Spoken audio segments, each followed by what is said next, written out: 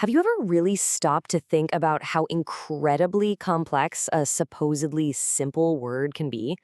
Well, today we're going to put one of the most common words out there right under the microscope. I bet you use it all the time without a second thought, but you might be shocked by what we find.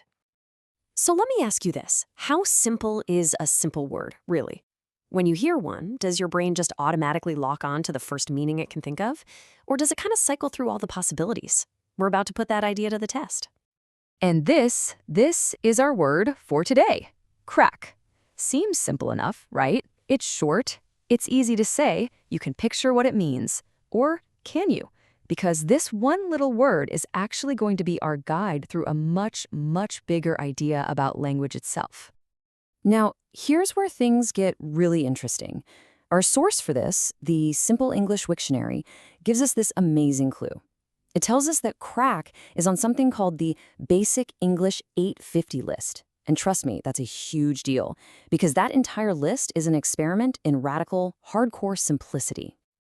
So, you're probably asking, what on earth is that list? Well, think of it like this. It's this incredibly ambitious project, a system designed specifically to make communication way clearer, way simpler, and more universal for everyone. Let's dig into that.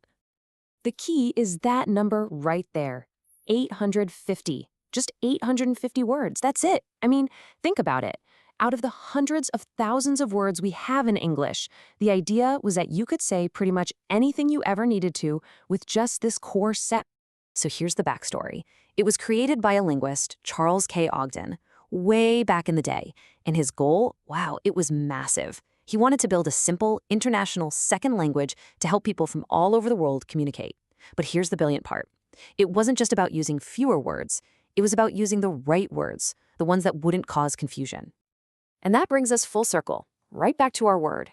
If your entire goal is absolute clarity, no confusion, then what do you do with a word like crack that seems to have a bunch of different meanings? How does that fit in?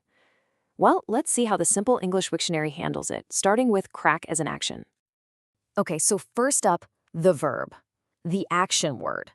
This is probably the one that pops into your head first, right? It's that physical thing that we can all picture super easily. And look at how precise this definition is. It's about breaking along a line. It even points out that the pieces might not totally separate. It's just a really clear, simple, physical description. There's no wiggle room here. And the example they give? Perfect. She cracked an egg. You see it in your mind's eye instantly, don't you? There's no confusion there. It's totally clear. So, hey, so far so good. The system's working. All right, but now let's switch over to the noun form. Crack as a thing. And, this is where things start to get a little tricky, because it turns out crack isn't just one thing. It's at least three completely different things. Okay, the first noun meaning makes total sense. It's tied right back to the verb. If the verb is the action of breaking, then this noun is the result of that action, the actual physical line that's left behind. It's a really logical, intuitive jump. And yeah, the example here is crystal clear. There is a crack on this plate. You can see it. It makes sense. It follows the logic. But, okay, hold on, because this is where the word takes a sharp turn into something else. So just look at this. You've got a physical line, a sudden, loud sound, and a type of drug. I mean, wow, three totally separate ideas all crammed into this one tiny 5-letter word. This is exactly where simple starts to get really complicated. Let's break down that second meaning. It's a sound. Now, it's related, sure, it's like the sound of something breaking, but you can't see it. You can't touch it.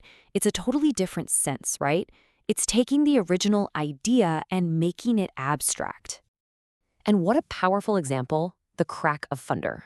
That immediately makes you think of a specific, sharp, loud noise. But think about it. If someone just said the word crack with no context, how would you have any idea if they meant a broken plate or a thunderstorm? And now for the third one, which honestly is in a completely different universe of meaning. It's a specific type of drug. In this definition, it's not just a word. It carries so much cultural and social baggage with it. We are way beyond talking about a simple line or a sound now. And our source gives us this incredibly potent real-world example. The famous line from Whitney Houston, "Crack is whack." That just shows you this simple word is loaded with a whole history of social problems, health crises, and real human tragedy. I mean, you can't get much farther from cracking an egg than that. So, okay, we've seen all these different meanings, a line, a sound, a drug, all hidden inside this one little word from a so-called simple list. So, what's the point? Why does drilling down on a single word like crack even matter? Well, here's what we learn. First, a word that looks simple on the surface can actually be a total minefield of different meanings. Second, it proves that context isn't just nice to have, it's everything. It's absolutely critical.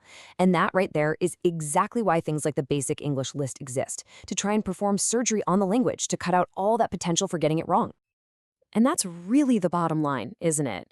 The whole point of a system like Basic English isn't just about using easy words for the sake of it.